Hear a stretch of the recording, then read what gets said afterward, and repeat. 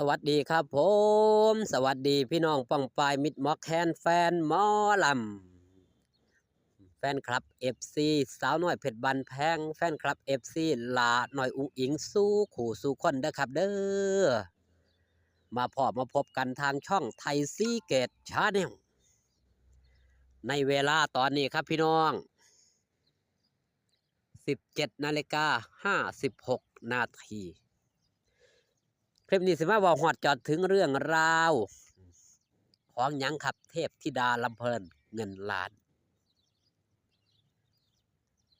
กับการพบปะองค์หญิงแห่งกัมพูชาคลิปนี้คนดูเป็นล้าน จากช่องหนุ่มโจเฮฮาพาเสด็จทางด้านบอสโจยมนินเพิ่นก็ได้ทายเนาะได้ทายเอาไปลงทางช่องหนุ่มโจเฮฮาพาเสด็จเป็นคลิปบ่งบอกถึงเรื่องราวครับหลายผู้หลายคนคอมเมนต์มาเป็นเสียงเดียวกันครับเสียงเดียวกันว่าจังไหนลาน้อยอุ๋งอิงแต่งตัวเหมาะสมรู้จักกาลเทศะอ่อนน้อมถ่อมตน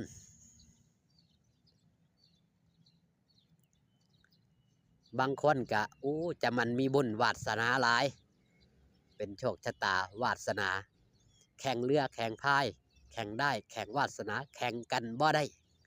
กหลากหลายคอมเมนต์ครับพี่น้องที่แสดงความคิดเห็นเข้ามาทางช่องหนุ่มโจเฮฮาพาเสด็จล้วนแล้วก็เป็นสิ่งใดครับสิ่งที่ดีสิ่งที่งามมีแต่คำชื่นชมมีแต่คำยกย่อง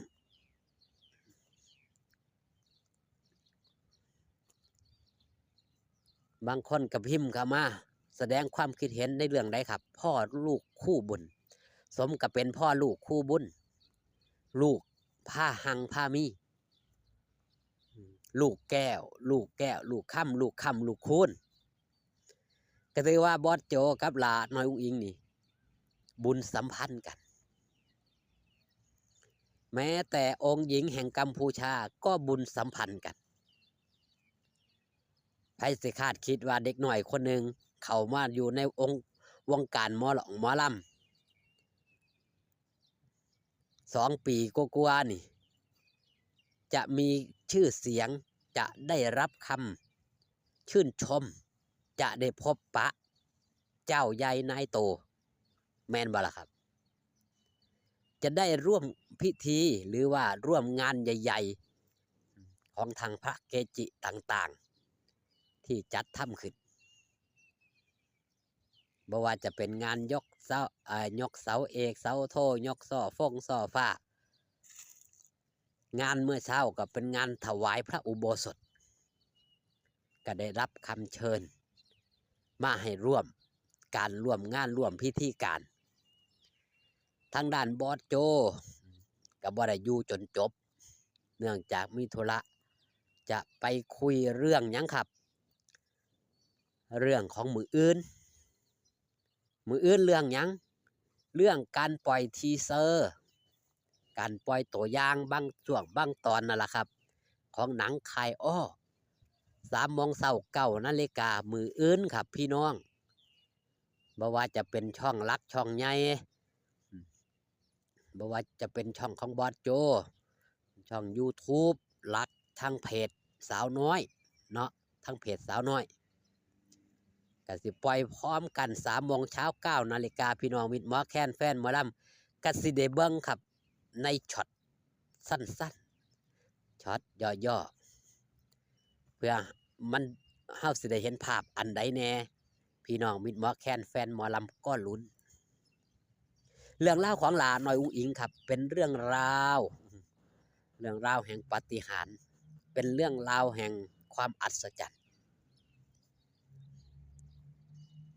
จากเด็กหน่อยคนหนึ่งที่มีความใฝ่ฝันอยากจะเป็นศิลปินอยากจะเป็นนักร้องอยากจะหาเงินเลี้ยงครอบครัว อยากจะเป็นเจ้าของวงตั้งแต่เล็กแต่น้อย ผู้ไม่ทิ้งความฝัน ผู้ที่วิ่งหาความฝัน และก็วิ่งหาความสุขที่ตัวเองรัก สมความมุ่งมั่นปรารถนาครับพี่น้องสำหรับลาน้อยอุ้งอิงจวบจนปัจจุบันเฮาได้เห็นว่าชื่อเสียงลาน้อยอุ้งอิงขจรกระจายไป แม้แต่องค์หญิงก็ยังชมเฮาเห็นมือเศร้าเห็นยังครับบารมีครับผู้คนเมื่อพบเมื่อเจอลาน้อยอุ้งอิงต่างยกมือไหว้แทบสิเขาไปนั่งถ่ายรูปข้างๆแต่โดยความยังครับด้วยความหูจักความของลาน้อยอุ้งอิงลาน้อยอุ้งอิงกับบ่แม่นเจ้าใหญ่นายโตกับเป็นเด็กน้อยกับว่าอยากให้ไผมาเข้ารบถึงขนาดนั้นถ้าเสียหลายครั้งหลายเทื่อครับบางคนก็จับมือลาไปใส่หัวจังสี่ลาน้อยอุ้งอิงก็บ่ให้เฮ็ดกับบอกกับปามไปอย่าเอามือลาไปใส่หัวนั่นคือความเป็นคนหูจักความของลาน้อยอุ้งอิงจึงเป็นที่รักเป็นที่น่าอัศจรรย์ครับจากเด็กคนหนึ่งนอนข้างคอกงัวใส่เวลามา2 ปีแม่นบอกกว่า2 ปีขึ้นบ้านใหม่มีบ้านมีรถมีที่มีฐาน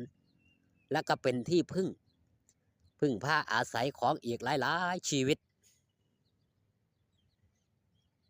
แม่นว่าล่ะครับมันหาได้ยากหนึ่งเดียวในโลกตามที่ผมได้เคยเว้าเคยจาสู่พี่สู่น้องฟังเนาะครับมาก่อนแล้วหลายผู้หลายคนกะเว้าเป็นเสียงเดียวกันแม้แต่พระเกจิอาจารย์ต่างๆก็ยังให้การยอมรับในตัวตนของลาน้อยอุ้งอิงที่ยังครับเป็นเด็กน้อยบ่คือไผ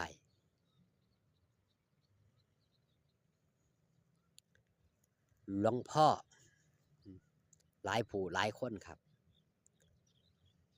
ชื่นชมลาน้อยอุ้งอิง